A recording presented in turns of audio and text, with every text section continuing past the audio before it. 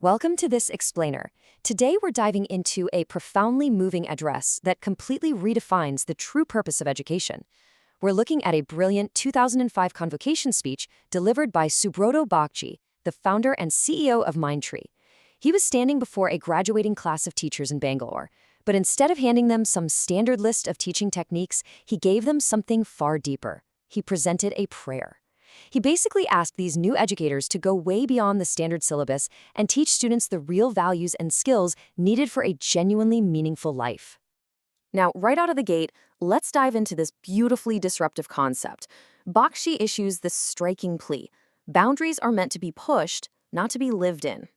This quote perfectly sets the stage for the whole address. He presented the graduating teachers with a list of 8 requests, asking them to look way past the rigid, predefined boundaries of traditional education. It's an invitation to completely expand how we think about teaching, learning, and honestly just existing in the world.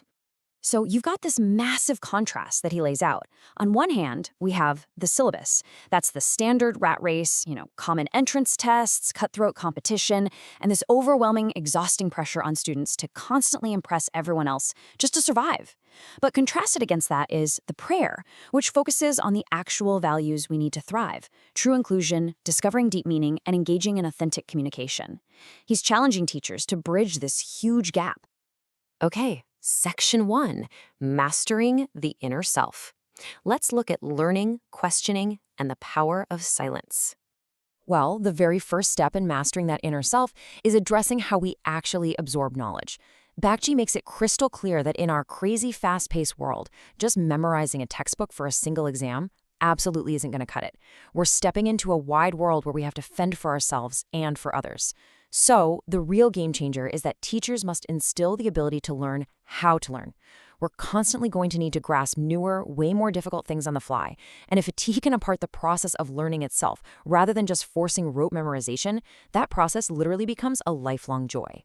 And Bakshi warns us about this major trap. When everyone tells a student to simply do as you're told, they quickly become enslaved by the system. Actually, scratch that. Learning requires completely breaking that cycle. It sets off this powerful chain reaction.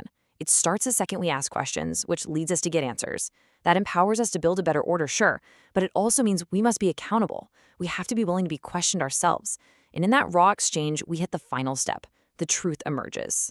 Now, still focusing on the inner self, mastering our minds is kind of a delicate balancing act. In a world that is, frankly, incredibly noisy, Bakshi prays for teachers to teach the power of silence. And silence isn't just turning off the music. It's the space where we contemplate our own inner power. But, and this is absolutely crucial, that quiet strength has to be paired with the courage of raising your voice.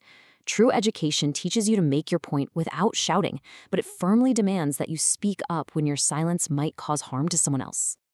Moving on to Section 2, Including and Communicating. This is where we expand our focus outward to the immediate community. This brings us right back to that concept of boundaries, but applying it to everyday life. Bhakji completely redefines inclusion here with some pretty uncomfortable but deeply necessary examples. I mean, think about it. We often keep our own houses absolutely spotless, right? But then we throw garbage on the road because the street isn't included in what we consider ours. We feed our own kids, but never stop to ask if the maid has eaten today because her hunger sits outside our personal boundary. True inclusion means pushing those mental walls outward until the maid's hunger is recognized as our very own. Hand in hand with that inclusion is genuine connection. He's practically begging teachers to replace a student's competitive urge to impress with the real ability to communicate. And not just networking with VIPs, but communicating with the simplicity of a child or even a flower. It's about connecting with those who cannot speak or hear, and with the less privileged.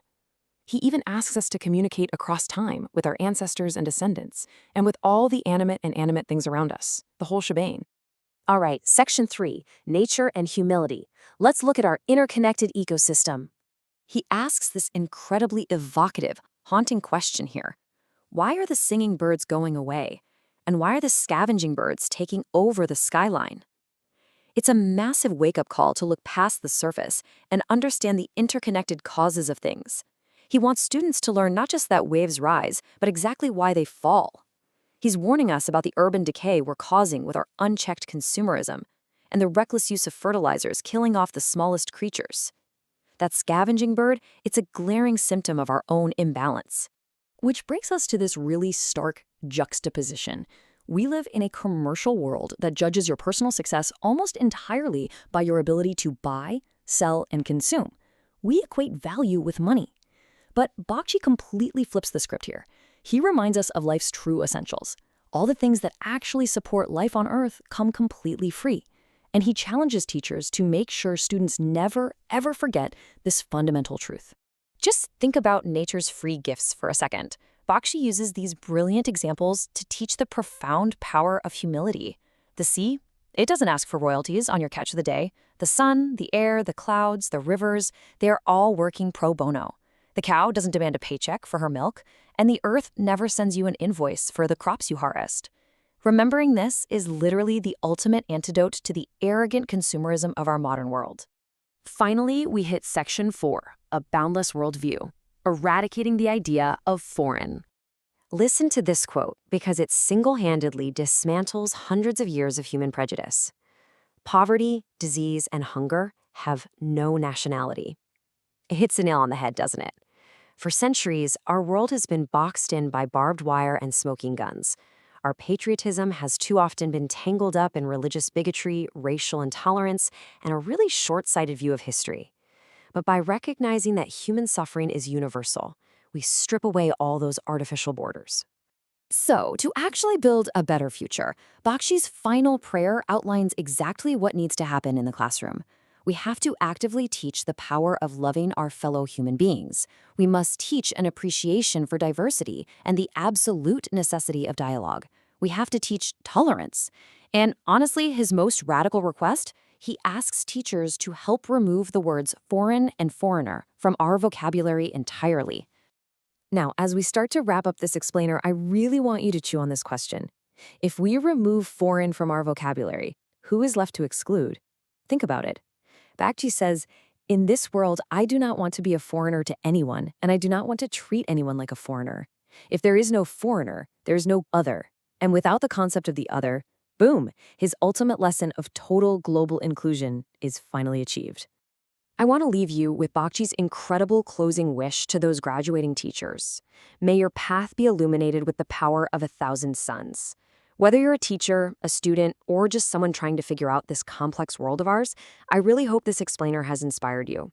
So ask yourself today, are you just living for the syllabus, or are you striving for the prayer? Keep learning, keep questioning, and definitely take these timeless lessons way beyond your own syllabus.